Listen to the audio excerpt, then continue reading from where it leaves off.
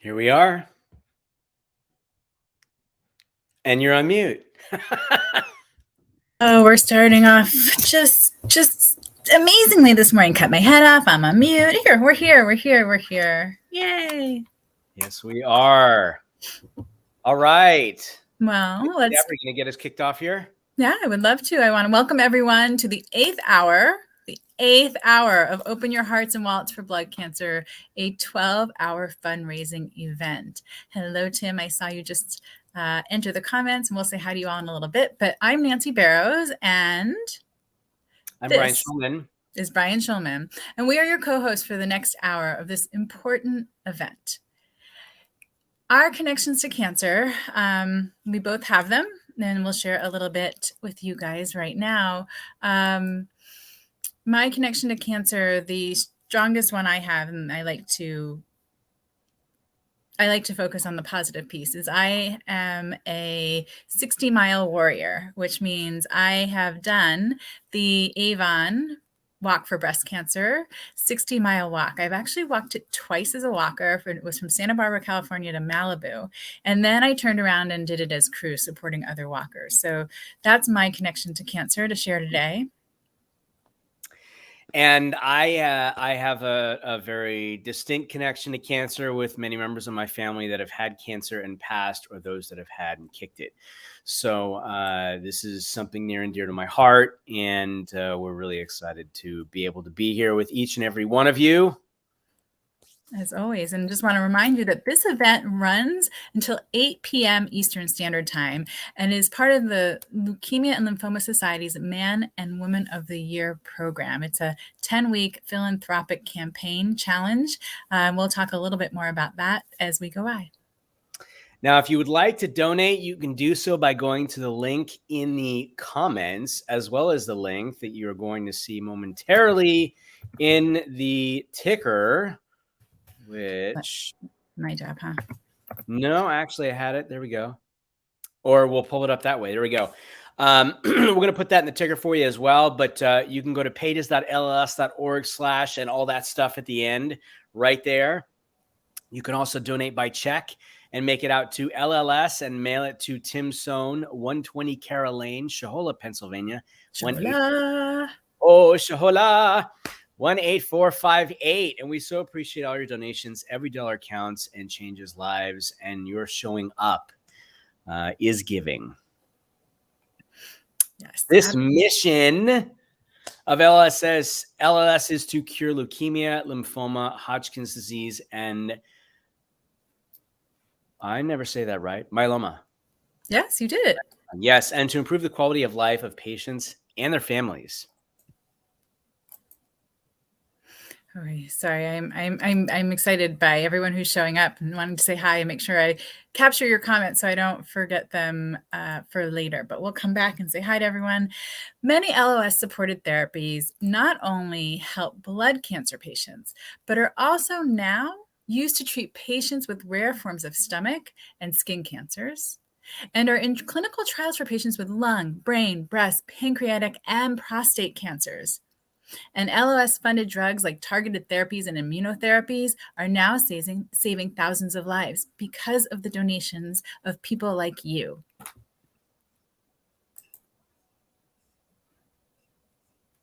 Okay, apparently you want me to keep going.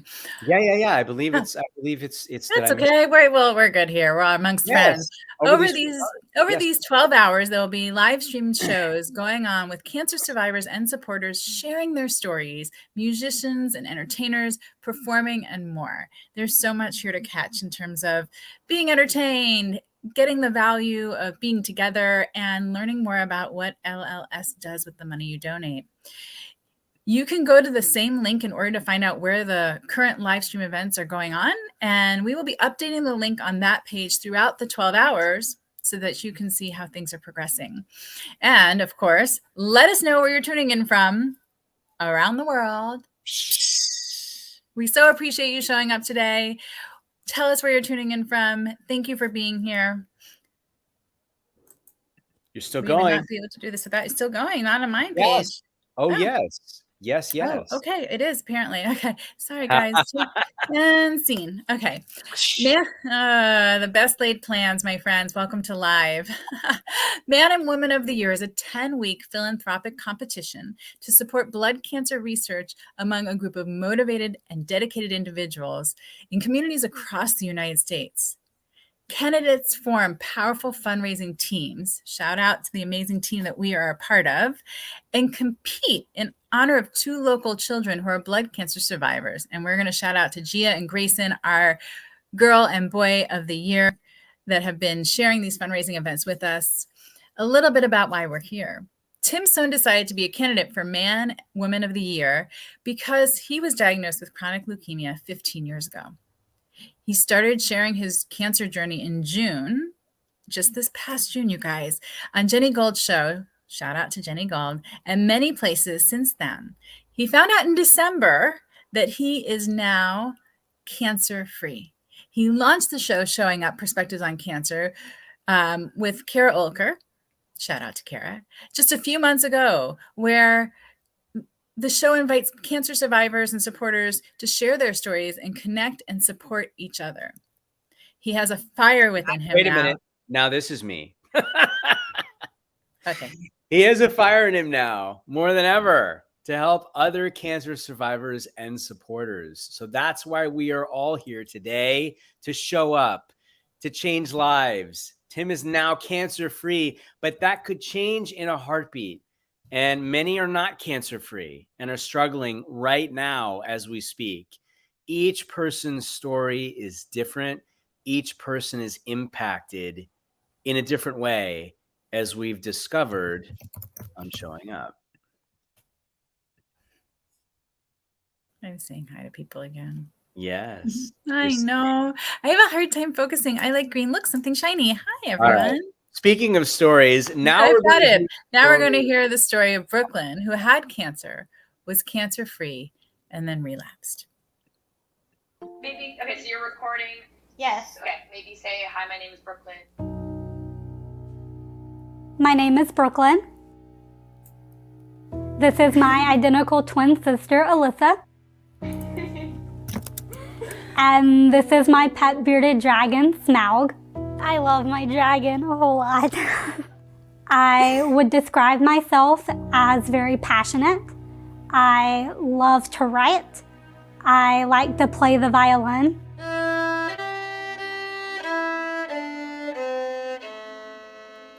I remember getting the biopsy results in my sister's bedroom.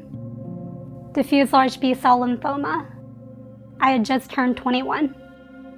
I was terrified on my first day of treatment, and before I knew it, I was getting continuous chemo for 96 hours straight.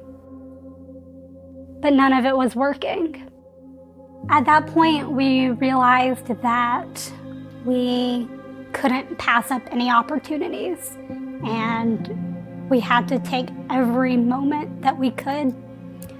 So one of the things we did was take time for me and my sister to go find me a wedding dress. Not because I was getting married, but just to have the experience and to be able to find that perfect dress with my sister and share that moment together, since we knew that we couldn't guarantee it anymore. We were trying to learn everything we could about my diagnosis. That's why we went to LLS's blood cancer conference. And from that day on, LLS just became a big part of our lives. They helped me find meaning through volunteering and sharing my story. And they just gave me a blood cancer family. I thank LLS the most for funding my clinical trial. Getting the compassionate acceptance was really exciting, but my goodness, it was rough. And I finally got a remission.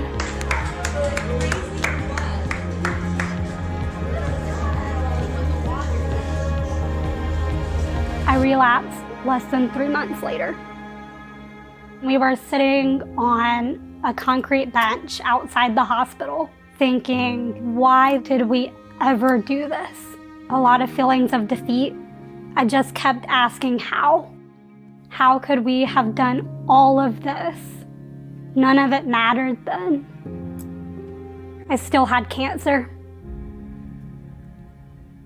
So here we are. I've received all the standard treatments and even the newest blood cancer advances. And the only option now is treatment that just might slow down the cancer and buy a little bit of time. It's really hard to watch yourself get sicker. If you're not in the hospital for chemo, you're there because you have fluid in your chest or have another infection or need another blood transfusion. I'm exhausted and my family is exhausted, but I love my family and I love living life with them. We're relying on something better, more research. You give us a hope that we're hanging on to for my life. LLS calls me an honored hero, but really, you're my heroes.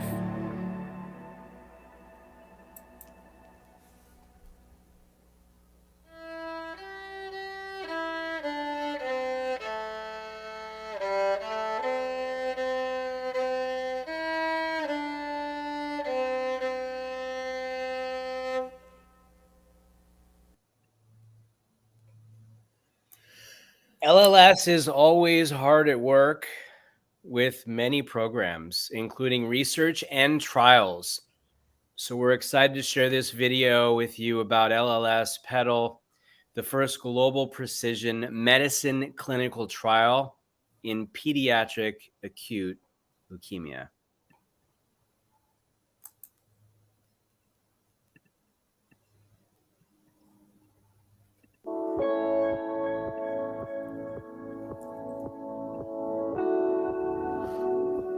What we're trying to do here with LLS PEDAL is to do something that's never been done before, and that's to match the child to a trial almost in real time.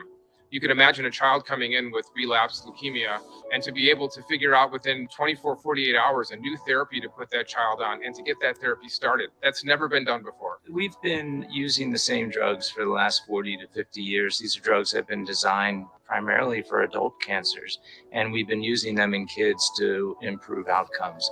And we've probably gotten as much mileage out of them as we can. For many of these types of leukemias that we're treating, we've pushed the limit of toxicity as far as we can. If we're going to make new progress, we need new therapies. With this initiative, if we are successful, we can bring in massive number of pediatric leukemia patients to answer questions in a few short years rather than decades.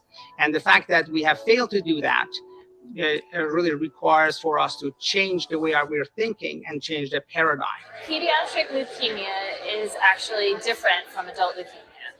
So the changes that we see in the leukemia cells at the level of the genes are actually quite different from those seen in adult leukemias. So it's really important to actually focus research specifically on childhood leukemias, both acute myeloid leukemia as well as acute lymphoblastic leukemia. I am so excited that the Leukemia and Lymphoma Society is going to support a next generation clinical trial very similar to the adult BEAT AML trial. This trial is actually going to enable a master trial for children with AML and other high-risk leukemias. So as part of this study, really for the very first time, we're going to be able to sequence the gene changes in the child's leukemia and then match those gene changes to drugs in a series of clinical studies.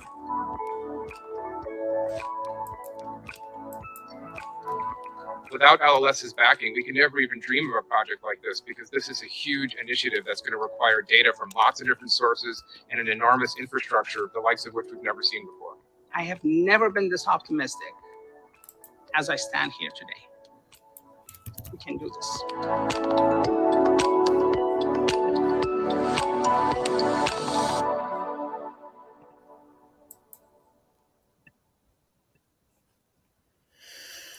It's amazing what's happening, right? With all the advances there are, how much more there is to be done. And I'm listening to that video and I probably understand this much of the science, but I heard sequencing DNA to match cancers. And the big takeaway for me with this video was that children, with leukemia, childhood leukemia, I shouldn't say it's childhood, but children who get leukemia need different treatments. They need different treatments than adults do.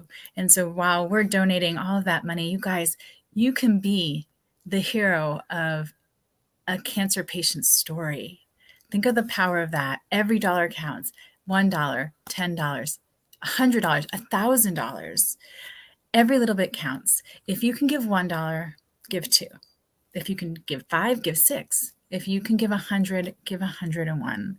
It's such an amazing cause. And when I stop and ask myself, where does that $1 make a difference? Well, it certainly isn't for me at Starbucks, but for the Leukemia and Lymphoma Society, it means changing a life. And of course, we recognize that not everybody has the ability to give monetarily, which is why we say showing up is giving. And we ask you to tag people in the comments and bring people here who may need to hear this, benefit from hearing this, would open their wallets, share it with other people, because the more we get the word out, the more people are becoming informed, the more we are educating people about the amazing things going on, and the more money we will raise to go toward eradicating blood cancers. Thank you for being here with us. I'm Nancy Barrows. This is Brian Schulman. We are hosting the 8th hour of the 12-hour Leukemia Lymphoma Society event, Open Your Hearts and Wallets to Cancer. So this is part of a 10-week philanthropic challenge that the Leukemia and Lymphoma Society sponsors or hosts, puts on every year. And around the nation, people are putting together teams that are doing exactly what we are as part of Tim Sohn's team. We have an amazing team here. We had live streamers and people who donated and came on and told their story and supported for our first event, which was 24 hours. And again, people who showed up and new people who continue to give what they can give in the ways that they can to support this cause and event. So we thank you so, so much for you, for being here. I'm going to interrupt you here. When Nancy talks about $1, $10, $100, $1,000, we want you to understand the impact that your donations will have. So $25 provides patients and their loved ones with free booklets that contain up-to-date information on their disease and helps them make informed decisions about those treatments. $50 makes it possible for a family support, makes it possible for a family support group with a trained facilitator where comfort can be found and experiences can be shared among patients and families. It makes that possible. $100 help supply laboratory researchers with supplies and materials that are critical to carrying out their search for cures. $150 provides a patient with leukemia, lymphoma, or myeloma financial aid to support medical treatment and travel to medical appointments for 1 year. Now, $150 also provides for 5 patients to make a first connection with a trained peer volunteer, patient, or survivor. And if you can give $200, you're providing funding for a family support group program for 1 year where comfort can be found and experiences can be shared. And patients and family members have a mediated trained facilitator there for them to work with. Now we make a jump to $3,500. I love this one. $3,500 funds a program to educate 70 nurses on emerging treatments for a specific blood cancer. Now, I don't do math, so I don't know how much money per nurse that is, but that sounds good to me. If that funds 70 nurses, education for 70 nurses, that's at least 70 patients, right? They're each seeing more than one, so we know what an impact that's going to have. Now, $7,500 funds a program to educate 200 doctors on emerging treatments for specific blood cancer. Again, how many patients a day does a doctor see? And each of those 200 doctors are able to reach that many people because of your donation, and help them learn about treatments for their specific cancer and make sure that they are taken care of. Truly phenomenal. Truly phenomenal. I want to give a shout out to Dorothy, who is tagging, as we have requested. She is tagging universities as well as companies and other organizations. Dorothy, we appreciate your support. Please be sure to do the same.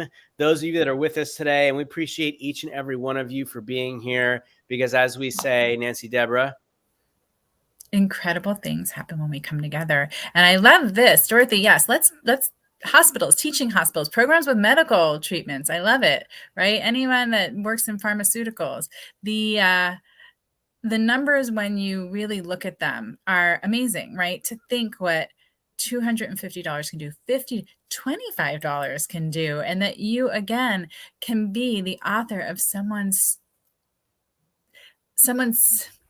successful cancer journey. I don't have a better word. Success isn't right, but you can be the hero in their story for just a few dollars. Yeah, it's truly incredible. Truly incredible. Every dollar counts. Every penny counts. Oh, you took it down. Yes. You can pull things back up real quick. I will get back there. There, right there. Yes, each and every one of you makes a difference. And all of you that have shown up, you make a difference, and you are so, so appreciated. So understand, again, all the donations that you make right here. Yeah, here, in fact, let me fix that way. There we go. A little bit better. Yeah, I like that's better. Yes. Now we figured out what the difference is where they impact on the actual live stream. It's not just the shape and size of the name. But if you would like to donate, and of course you would like to donate, you've been listening this whole time, you're excited, you're enthusiastic, and you know that you can make a difference. Well, you can do that two different ways. You can click the link here, or you can donate by check, and you can make it out to the LLS and then mail that puppy over to Tim Sohn at 120 Carol Lane, Shahola, Pennsylvania, 18458. And we so appreciate your donations. Every dollar counts. You are changing lives. We can't stress that enough. So much. So much. And we appreciate all of you. Nancy, Deborah, let's say hi to folks that are here with us, so that they know we see all of them. Hello, Enrique. Good to see you here and have you with us. Mark is here with us. Mark has the next hour of the event over on his channel, and he's got a special guest with him you don't want to miss. We'll say hi, of course, to Tim. Yes, Megan would love a puppy. Okay, yeah, mail those puppies. Okay. If you're going to mail the puppies, make sure you put holes in the boxes, okay? Yes. We mentioned that Dorothy is here, and she has the fastest fingers, and she has been tagging. And I see Mark tagged Duke Medical University Center. Usama is in the house. Brian, you said hi to Usama, and I can find his. Here he is. He's sharing the lurk with all of us. As always, you guys are amazing. Let's see. Dorothy's doing a great job. Come on, scroll, because I know we have other people here. Yes. Sorry, guys. Oh, Shannon made it. Hi, Shannon E. Yeah, I'm not going to apologize. Thank you guys for having patience with the process here. Glad to be here to support. Thank you. We so appreciate that. And as we say, showing up is giving. So that is something we love and appreciate. Maria Rouse is in the house. Maria. And Flat Billy made it. Flat Billy has been traveling, and he again showed up. And that's what we do here. We show up for one another. We support one another. Matt Wolf is here. He was on earlier today with D. Scott Smith. They had a great segment of this 12-hour event as well. Jennifer. Hi, Jennifer. Jennifer Garrett's here. Jen Garrett, thank you. It is an important cause, and we appreciate that we are all coming together and what everyone can do in their own way, whether it be $1, $10, $100, $1,000, showing up, tagging someone in the comments. It is all the ways that we can participate in this event and give. Leah's here. Wonderful to see you as always. And yes, Tim, as we always say together, I'll go back to this one. Thank you. You're welcome. I know I'm going quickly. Okay. We saw Maria and Matt Wolf, and Matt Wolf was saying hi to the Dream Team. And as always, you guys are saying hi to one another. We love that. We love seeing you here. And I'm sure now, because I made it back to the top, that there are new people at the bottom. Yes. So we'll let you find those. But as we shared, over the 12 hours, there will be live stream shows going on with cancer survivors and supporters sharing their stories, musicians, entertainers performing, and more. You can go to that same link in order to find out where the current live stream shows are going on. Things will be updated. As we said, every dollar counts. $1, $10, $100, $1,000 will all help more than you know. So voice your vibe. If you can give one, give two. It really matters so much more than you know. As we had shared before, the impact that the incremental dollars make is so much. And I want to remind you that many LLS-supported therapies are not only helping blood cancer patients, but they're also now used to treat patients with rare forms of stomach and lung and skin cancers, and are in clinical trials for patients with lung, brain, breast, pancreatic, and prostate cancers. And all LLS-funded drugs like targeted therapies and immunotherapies are saving thousands of lives every day. So basically what's happening, you guys are giving here, and LLS is creating these amazing therapies that are then being trialed on other cancers and are showing that they work. And so by donating here, you're not only helping to create treatments for blood cancers, you're helping to change the life of cancer patients everywhere. Yes. Yes. So powerful. If you did not see Brooklyn's video earlier, we're going to share it with you again because it's extremely powerful. We are looking forward to having a pretty incredible guest join us here shortly. Dominic Ricotta will be sharing his cancer story and perspective for the very first time. So stay tuned for that. In the meantime, we're going to share Brooklyn again with you and her story now. Maybe, okay, so you're recording. Yes. Okay, maybe say, hi, my name is Brooklyn. My name is Brooklyn. This is my identical twin sister, Alyssa.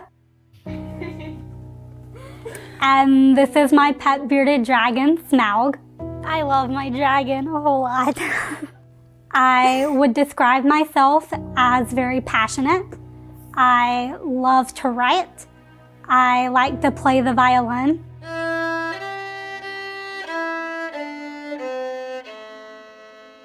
I remember getting the biopsy results in my sister's bedroom. Diffuse large B-cell lymphoma. I had just turned 21.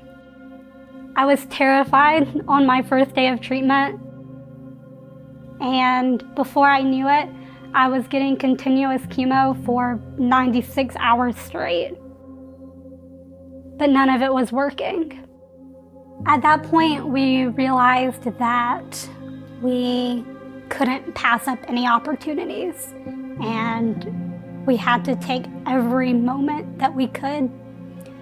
So one of the things we did was take time for me and my sister to go find me a wedding dress. Not because I was getting married, but just to have the experience and to be able to find that perfect dress with my sister and share that moment together, since we knew that we couldn't guarantee it anymore. We were trying to learn everything we could about my diagnosis. That's why we went to LLS's blood cancer conference. And from that day on, LLS just became a big part of our lives. They helped me find meaning through volunteering and sharing my story. And they just gave me a blood cancer family. I thank LLS the most for funding my clinical trial. Getting the compassionate acceptance was really exciting, but my goodness, it was rough. And I finally got a remission.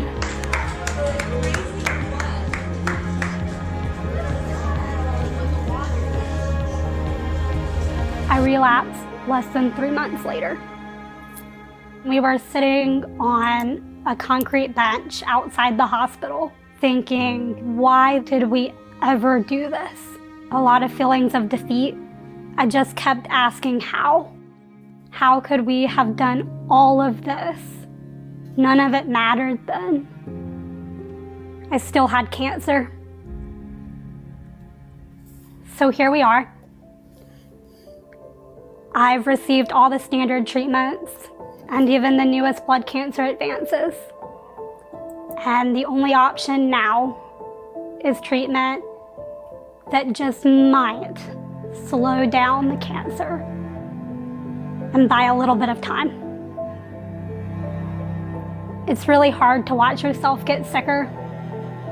If you're not in the hospital for chemo, you're there because you have fluid in your chest or have another infection or need another blood transfusion. I'm exhausted and my family is exhausted, but I love my family and I love living life with them. We're relying on something better, more research. You give us the hope that we're hanging on to for my life. LLS calls me an honored hero, but really, you're my heroes.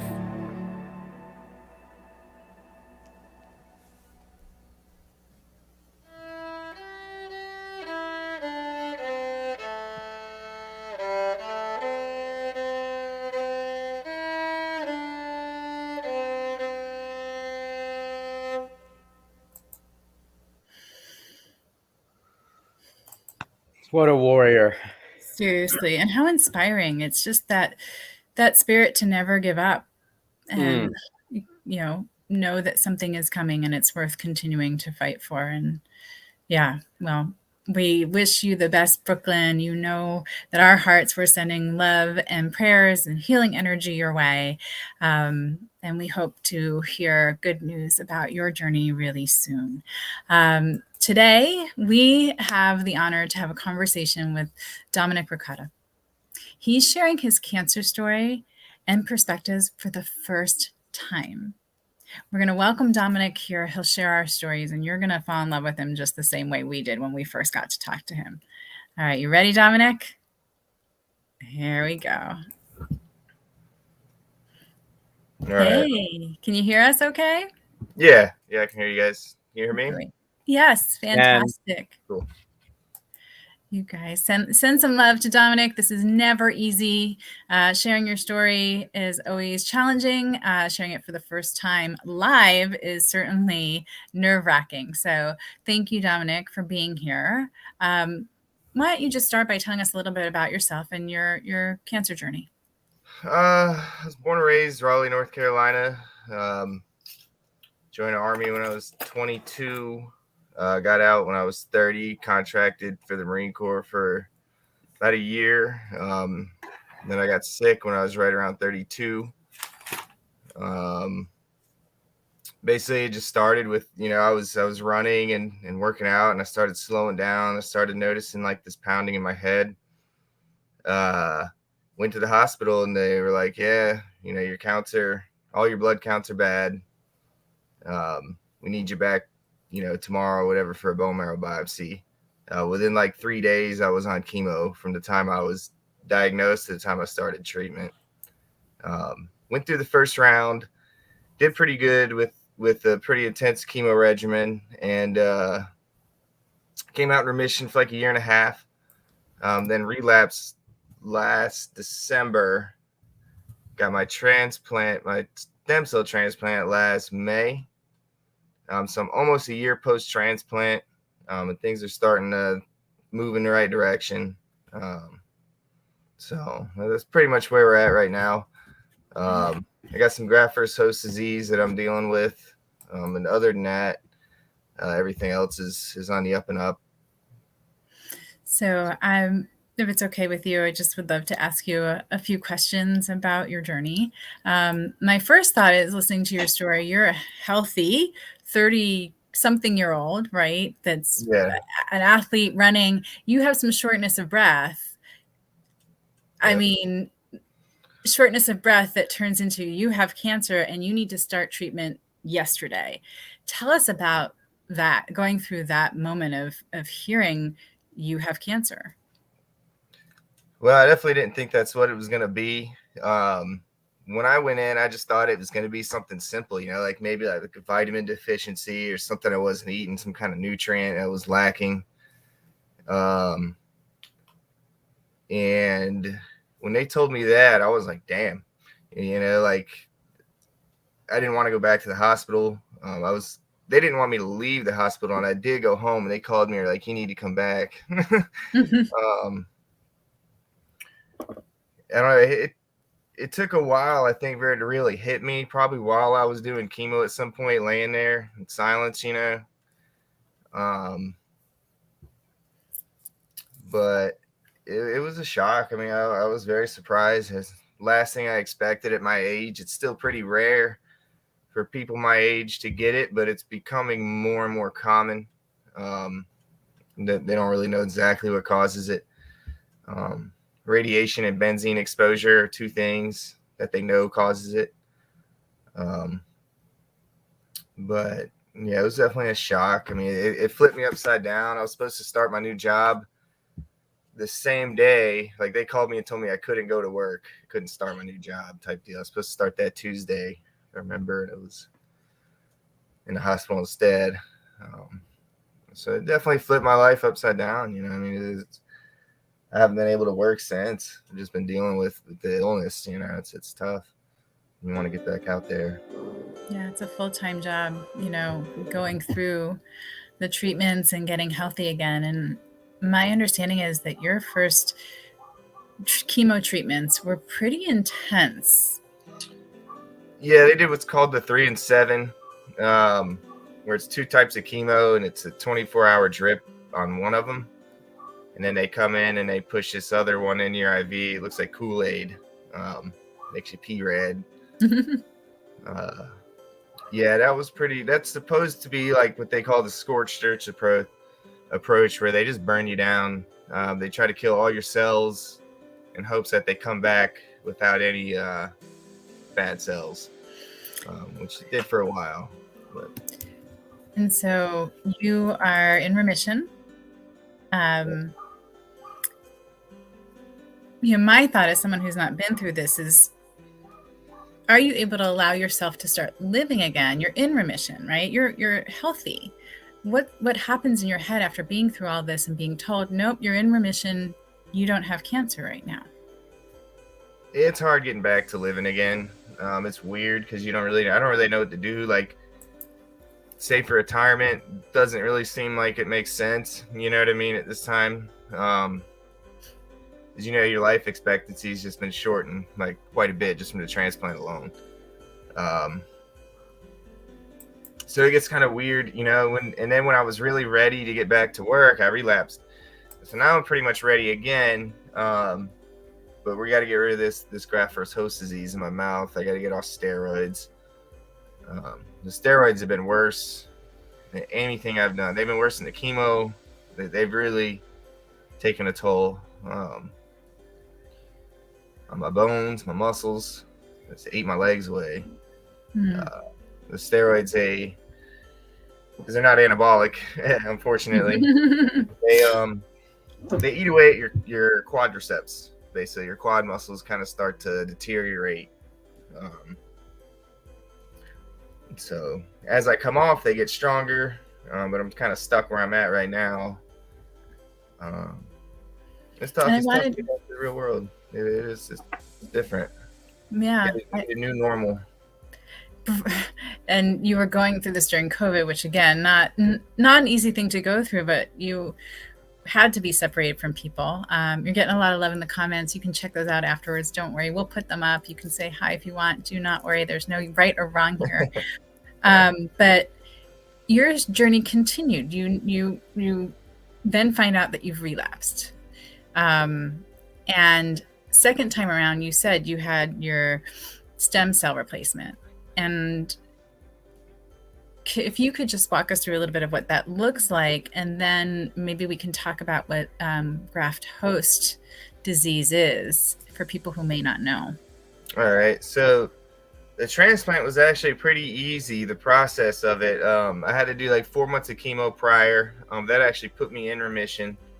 Once I was in remission, they radiated my whole body for a week with what's called TBI, total body irradiation, where they basically lay on a bed and they roll this big glass pan out between you and this laser. And then the laser shoots into the glass pan, beams the radiation into your body. I do that for like 30 minutes a day or something like that for a week, and then transplant. And with the transplant, all it was my brother donated cells, and the way he donated is it's just 2 IVs in your arm.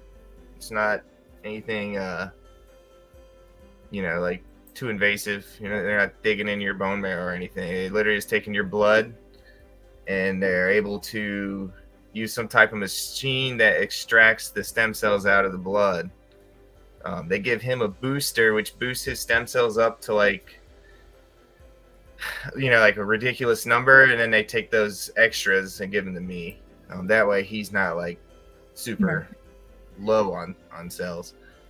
And they literally just injected into my I had a port here, and they literally just put it right into the vein, right into my jugular. It was maybe 4 big syringes of his cells. They just put them in. It took like 30 minutes. And then basically his cells, the baby cells, get in there and they learn where they're supposed to go and start taking over my immune system, which has been destroyed by the chemo and radiation. They try to ruin your immune system so that the new one can come in and just kill it and take over. Right. And then what the graft versus host is, it's when the donor cells and my original cells, like my immune system. Basically what I did is I got a new immune system with the stem cells. And so my new immune system and my original immune system are fighting. So like on a cellular level, things kind of start to fall apart. They control it with like steroids. And there's 2 settings. There's an acute phase, which is early onset, and then there's the chronic phase. I ended up with chronic. It started out as acute, which is like mainly just like in your gut. You start getting like blisters and stuff down like in your colon area, depending where you get it. It can happen in any organ. I think I got mine in the colon down there. Just starts swelling up, real painful. Blisters from the inside, basically. But that was an acute setting, and we finally got over that. And pretty much right after I got over that, I started noticing my mouth was drying out. And then they told me that I had it in my mouth, which means that it's chronic. So we're dealing with that. I think we can still get rid of it. Just a lot of steroid rinses. They control everything with steroids. And yes, thank you for sharing your story. It takes a tremendous, I'm listening to your story, that takes a tremendous amount of courage to continually get back up, right? Your story is really about making progress and getting knocked down, and making progress and getting knocked down, and continuing to get up. And that's so inspiring, not just for other people who are going through cancer, but for anyone in life. You touched on 2 really important things that I want to circle back to. One was we're talking about the process for your brother to donate stem cells, and that it's really not hard or invasive. And I think that's really important for people to know, because I think people think that in order to help someone with stem cells or some other way that you might be helping a cancer patient, whether they're family, friend, or a stranger even, it's really invasive. And I know there are some procedures that are, but stem cell replacement is really used in, all cancer treatments, it's an option for.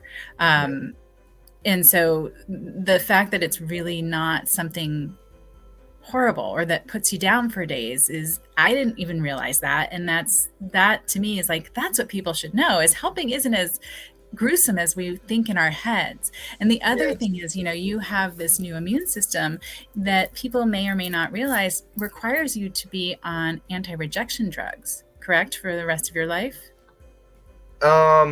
It doesn't have to be for the rest of your life. I might be because of the graft versus host. You can be off of everything after a transplant.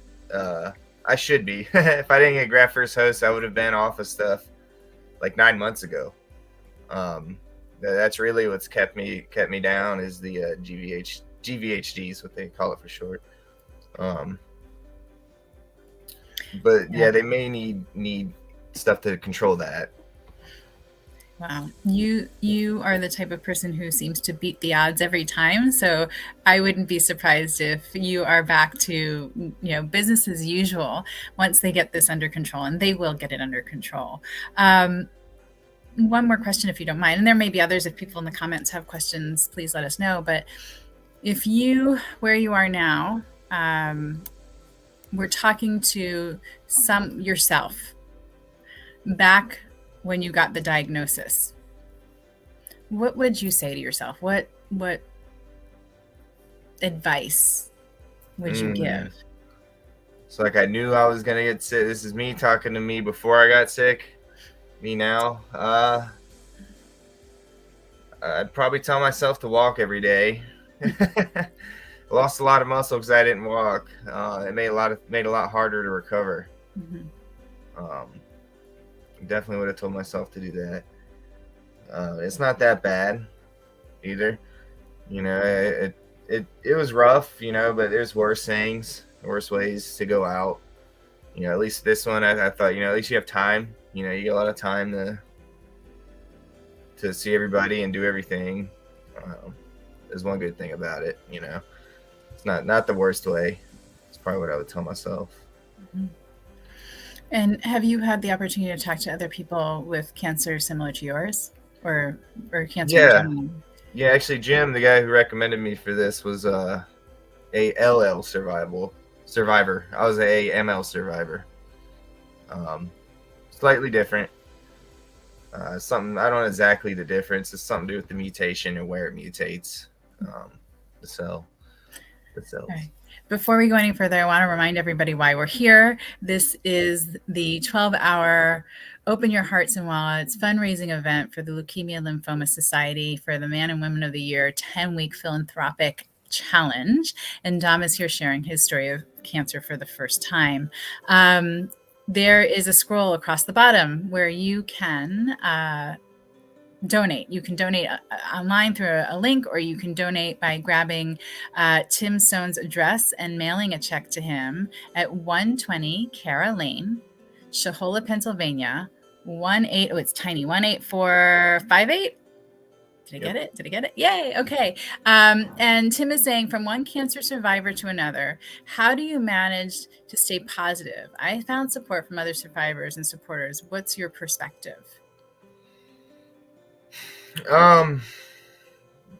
Definitely have highs and lows, and you start learning. What helped me was just getting back out. You get isolated, from everybody because you're immunocompromised, so you can't go out and do. COVID aside, I couldn't go out and do things. I had to wear masks before COVID. You know what I mean? But planning things out, seeing family, getting outside and doing things seems to really help a lot with the mental. Trying to be normal. Try to be as normal as you can. It makes you feel better. Even if you don't feel the best when you're doing it, it still feels good to just get out and do something. That's and what was your biggest mental challenge going through this journey so far? Getting back to working out. I've become real lazy because I've been laying around for so long. Like, you get stuck in the hospital laying in bed, and then I haven't worked in 3 years. And so the biggest challenge is just getting back to just normal, everyday life. It's an uphill climb just to get back to normal energy level and work and that. that's probably the hardest thing, is just being normal. Well, I hope you continue to keep us posted on your journey, and that we get to celebrate some really amazing milestones in the next little bit with you.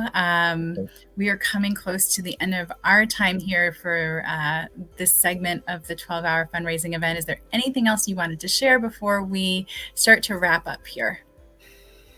No, I mean, that pretty much covers most of what's happened. The last few years, it's just been a lot of sitting around and waiting, feeling sick, and back and forth. But always moving in the right direction, though. So. And I will say that your attitude and perspective that you have about this is incredible.